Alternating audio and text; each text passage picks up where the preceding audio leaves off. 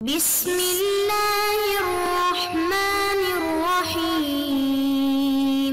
اعوذ باللہ من الشیطان الرجیم بسم اللہ الرحمن الرحیم۔ عزیز طلباء کرام، ہماری بحث جو ہے وہ واجب نفسی اور غیری کے حوالے سے چل رہی تھی، اور ہماری آخری بحث جو تھی وہ یہ تھی کہ اصل فی الطلب جو ہے وہ فی الواجبات کیا ہے، اس کا نفسی ہونا ہے یا غیری ہونا ہے۔ اس حوالے سے مصنف کی جو رائے تھی وہ یہ تھی کہ بھائی یہاں پہ ہیئت میں اطلاق ہے، لہٰذا اطلاق جو ہے اگرچہ دونوں کو شامل ہوتا ہے لیکن اطلاق جو ہے وہ نفسی ہونے کا تقاضا کرتا ہے۔ شیخ انصاری نے جو ہے نا وہ کہا کہ بھئی یہاں پہ اصلاً اطلاق ہی نہیں ہے سیغہ، کیونکہ سیغے کا جو مفاد ہے وہ فرد حقیقی ہے، طلب حقیقی ہے، اس وجہ سے یہاں پہ اطلاق ہے ہی نہیں تاکہ اس سے جو ہے وہ استفادہ کیا جا سکے اطلاق کا، اور اس کی بنا پہ واجب کے نفسی ہونے کا کشف۔ مصنف نے اس کا جواب دیا اور خلاصہ یہ تھا کہ بھئی طلب حقیقی جو ہے وہ اصلاً مراد نہیں ہو سکتی، مفاد سیغہ نہیں ہو سکتی، ورنہ وہ جو ہے معلول سیغہ نہیں ہوگی، بلکہ سیغہ جو ہے وہ اس کا معلول ہوگا۔ پہلے طلب ہوگی جو موجب بنے گی کہ سیغہ جاری ہو۔ اب یہاں پہ ایک نقطہ جو رہتا ہے وہ یہ ہے کہ بھئی شیخ انصاری کے اس اشتباہ کا منشا کیا ہے کہ وہ یہاں پہ جو ہے وہ اطلاق کو نہیں مانتے اور صیغے کی ہیئت کو جو ہے وہ طلب حقیقی مانتے ہیں، جبکہ وہ طلب انشائی تھی، ہم نے ثابت کیا۔ تو مصنف فرماتے ہیں کہ منشا اشتباہ شیخ انصاری یہ ہے، جب یہ کہا گیا کہ بھئی مدلول صیغہ جو ہے وہ طلب ہے، تو یہ طلب تو مطلق تھی، شیخ نے اس طلب کے مفہوم کو منحصر کر دیا ہے طلب حقیقی میں، اور یہی سمجھائے کہ طلب جو ہے وہ فقط طلب حقیقی میں جو ہے نا وہ حقیقت ہے۔ یہاں پہ انہوں نے غلط کیا ہے، جبکہ ان کو دیکھنا چاہیے تھا کہ بھئی طلب حقیقی اور طلب انشائی دو مورد ہیں، کون سی چیز ہے جو صیغے کے ذریعے سے قابل انشاء ہے۔ بس انہوں نے خیال یہ کیا ہے کہ صیغہ امر کا مدلول جو ہے جب کہا جاتا ہے کہ طلب ہے تو انہوں نے گمان کیا ہے یہ طلب حقیقی ہے، جبکہ ایسا نہیں ہے۔ صیغے کا جو مدلول ہے وہ طلب انشائی ہے، طلب حقیقی تو موجب بنتی ہے صیغے کے انشاء کا۔ تو لہٰذا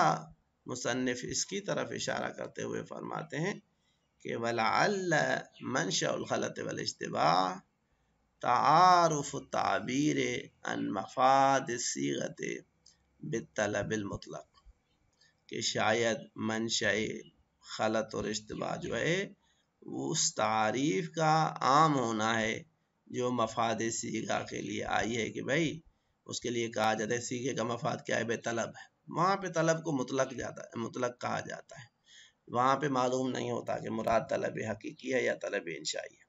اگر وہاں پہ طلب انشائی کہا جاتا تو شیخ کو یہاں پہ جو ہے وہ اشتباہ نہ ہوتا اور وہ طلب حقیقی کی طرف نہیں جاتے۔ فَتَوَحَّمَ مِنْهُ أَنَّ مَفَادُ الصِّيغَةِ يَكُونُ طَلَبًا حَقِيقِيًّا، وہاں پہ کیونکہ مطلق لفظ طلب کو ذکر کیا گیا ہے، اس سے وہم کیا ہے شیخ انصاری نے کہ مفاد صیغہ جو ہے وہ طلب حقیقی ہے۔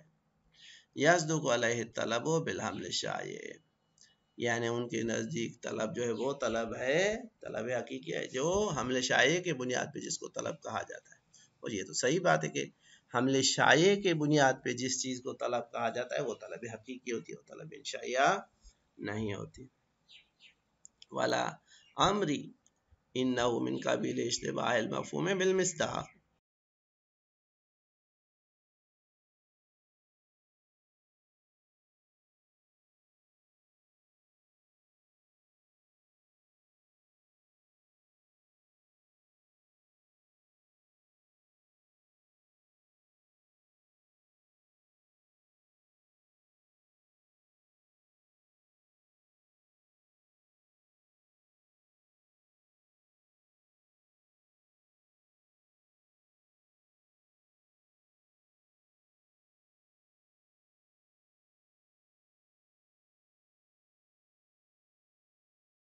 انہوں نے کہا کہ ہیئت جو ہے وہ قابل تقیید نہیں ہے، یہ ان کا اشتباہ یہاں سے نکلا ہے۔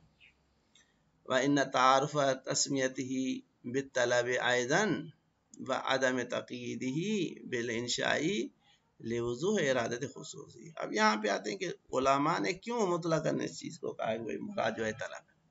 کہتے ہیں یہ واضح ہونے کی وجہ سے، کبھی کبھی کوئی چیز اس وجہ سے مختلف ہو جاتی ہے کیونکہ انتہائی واضح اور روشن ہوتی ہے، لہذا فرماتے ہیں کہ یہ جو علماء کے درمیان میں متعارف تھا کہ اس کو فقط طلب کہا جائے، تسبیتی بالطلب ایدر، اس کو بھی طلب کہا جاتا ہے، وعدم تقییدہ بالانشائی، انہوں نے نہیں کہا کہ مفاد صیغہ جو ہے وہ طلب انشائی ہے، انشائی کی انہوں نے وضاحت نہیں کی، کہتے ہیں لوضوح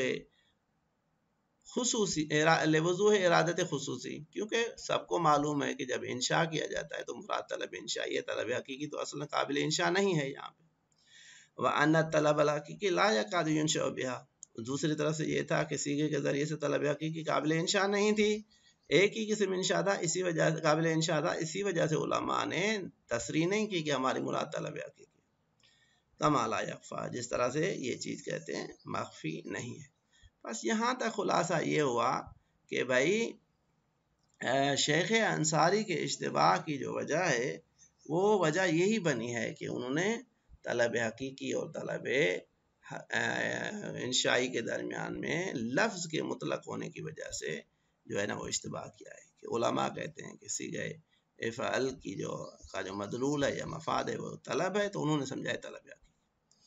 اب یہ ہے کہ انہوں نے انشائی کی وضاحت کیوں نہیں کی، کہتے ہیں کیونکہ طلب حقیقی اصلاً قابل انشاء نہ تھا، ایک ہی قسم قابل انشاء تھا، لہذا اسی کو ذکر کیا ہے۔ فن قطع بذالک صحت و تقید مفاد صیغۃ بالشرط، بس کہتے ہیں یہاں سے واضح ہوتا ہے کہ مفاد صیغہ کو قید لگانا شرط کے ذریعے سے ممکن ہے، بس نتیجہ یہ ہوا کہ جب مفہوم طلب ہوا مفاد صیغہ تو اب اس کو قید لگا سکتے ہیں کہ بھائی یہاں پہ یہ اس میں شرط ہے کہ یہ کسی دوسرے واجب کی خدمت میں ہو، بے الفاظ دیگر مقدم نہ ہو کسی دوسرے واجب کا، تو یہ شرط جو ہے وہ تقید لگ سکتی ہے، کما مر جس سے پہلے ذکر ہوا، ہا ہونا بعض الکلام کے اس مورد میں پہلے کچھ چیزیں ہم نے بیان کی تھی، وقد تقدم فی مسئلۃ اتحاد طلب والارادۃ ما یجدی فی المقام، اور کہتے ہیں اسی مقام میں جو زیادہ بحث ہے وہ پہلے اتحاد طلب اور ارادہ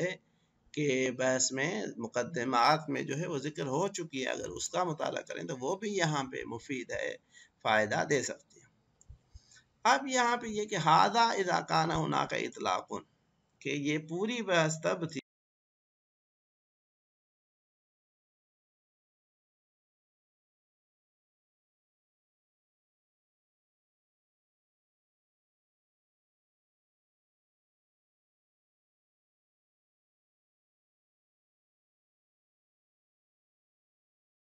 نفسی میں، لیکن اگر فرض کیا جائے کہ ہیئت جو ہے جس معنی کے اوپر دلالت کرتی ہے وہ مفہوم اطلاق نہیں رکھتا تو کیا، تو اس صورت میں کیا کیا جائے، بے الفاظ دیگر عدم ثبوت اطلاق ہیئت کی صورت میں قاعدہ کیا ہے کہ اگر کلام کا اطلاق ثابت نہ ہو تو واجب کے نفسی یا غیری ہونے کی صورت میں جو شک پیدا ہوتا ہے تو قاعدہ کیا ہے۔ آپ کہتے ہیں یہاں پہ دو صورتیں کہ اگر وجوب کی فعلیت اور دخول وقت واجب کے بعد شک ہو، یعنی دیکھیں گے شک کب ہو رہا ہے، بھائی واجب جو ہے وہ فعلی ہو چکا ہے، واجب کا وقت بھی آ چکا ہے، مثال کے طور پہ اذان ہو چکی ہے، اب ہم شک کرتے ہیں کہ بھائی آیا طہارت جو ہے یہ شرط ہے اس کے لیے یا نہیں، تو کہتے ہیں یہاں پہ قاعدہ اشتغال جاری ہوگا، کیوں؟ کیونکہ یہاں پہ واجب کا ثابت ہونا جو ہے وہ حتمی ہے، شک جو ہے وہ یہ اس چیز میں ہے کہ آیا بدون وضو اگر میں نماز پڑھوں تو وہ امر کے ساقط ہونے کا سبب بنے گی یا نہیں، تو عقل کہتا ہے کہ احتیاط کیا جائے مقام تکلیف میں، ہر وہ چیز جو جس کے بارے میں شک ہو کہ اس کے بغیر تکلیف ساقط نہیں ہوگی تو اس کو انجام دینا چاہیے۔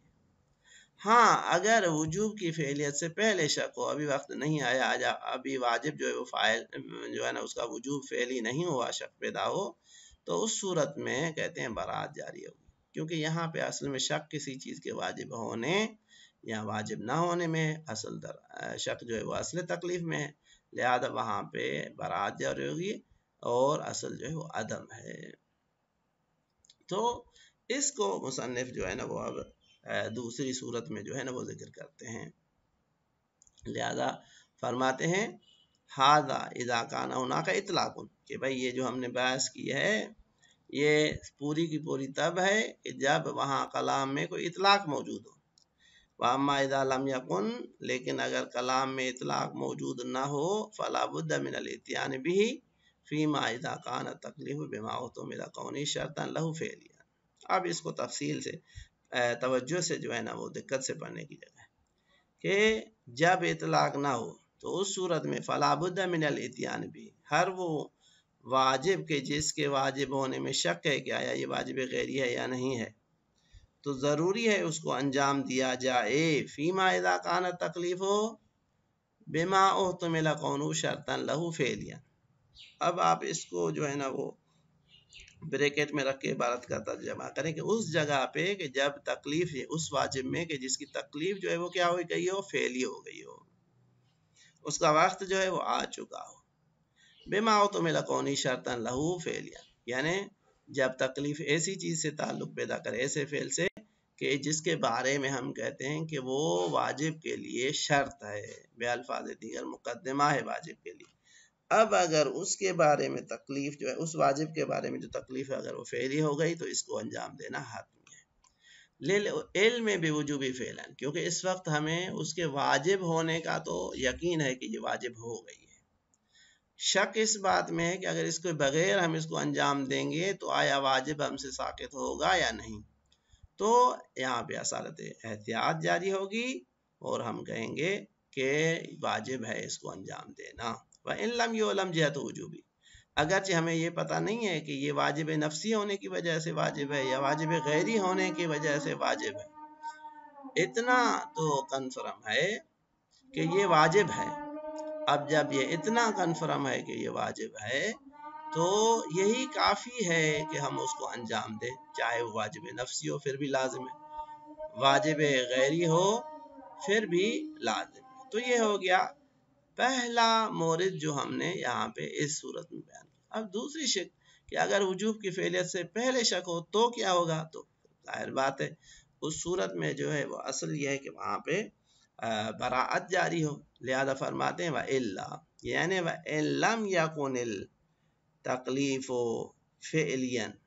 یا فَلَا بُدَّ مِنْ اتِیَانِ وَإِذَا لَمْ يَكُنِ التَّکْلِیفُ فِعْلِيًا، تو اس صورت میں کہتے ہیں فلا، یعنی فلا یجب الاتیان بھی، پھر اس صورت میں اس کو انجام دینا ہے جو ہے وہ لازمی نہیں ہے. بے الفاظ دیگر وجوب واجب کے وجوب کے فعلی ہونے سے پہلے اگر شک ہو جائے تو وہاں پہ اس کو انجام دینا لازم نہیں ہے. کیوں بھائی؟ کہتے ہیں لِسَیرُورَةِ الشَّکِّ فِیہ بَدَوِیًا، کیونکہ وہاں پہ جو شک ہے وہ بدوی ہے. وہاں پہ شک جو ہے وہ شک حتمی نہیں ہے، شک حتمی نہیں ہے بلکہ جو ہے وہ شک جو ہے وہ بدوی ہے. اور جب بھی یہاں پہ اصل تکلیف میں شک ہے، اور جب اصل تکلیف میں شک ہو جاتا ہے تو وہاں پہ براعت جو ہے وہ جاری ہوتی ہے. وہاں پہ پھر ہم وہاں پہ اصالت اشتغال جاری نہیں کرتے، کما لا یخفا، جس طرح سے یہ چیز مخفی نہیں ہے. بس خلاصہ کلام یہ ہوا کہ بھائی اگر اطلاق نہیں ہے صیغے میں تو اس صورت میں دیکھا جائے گا کہ تکلیف فعلی ہو چکی ہے، وجوب فعلی ہو چکا ہے، یا جو ہے وجوب فعلی نہیں ہوا. اگر وجوب فعلی ہو چکا ہے تو اس صورت میں ہر وہ چیز کہ جو ہم سمجھتے ہیں کہ سقوط واجب میں اس کا انجام دینا لازم ہے تو اس کا انجام دینا واجب ہے، ولو ان کہ ہمیں اس کی جہت کا معلوم نہ ہو کہ یہ جو وجوب کی اس کی جہت ہے وہ بنفسی ہی ہے.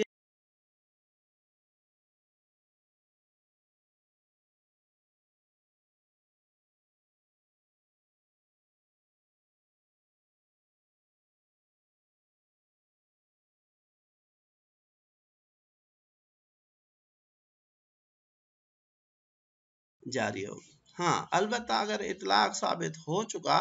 تو پھر اس صورت میں ہم اطلاق کے نتیجے میں شیخ انصاری کی نظر میں تو اطلاق ہے نہیں، لیکن شیخ مصنف علیہ رحمہ کے نزدیک کیونکہ وہاں پہ اطلاق ثابت ہے تو اصل جو ہے وہاں پہ واجب کا نفسی ہونا ہے، غیری ہونا جو ہے وہ ثابت نہیں ہے. صلی اللہ علیہ وآلہ وسلم.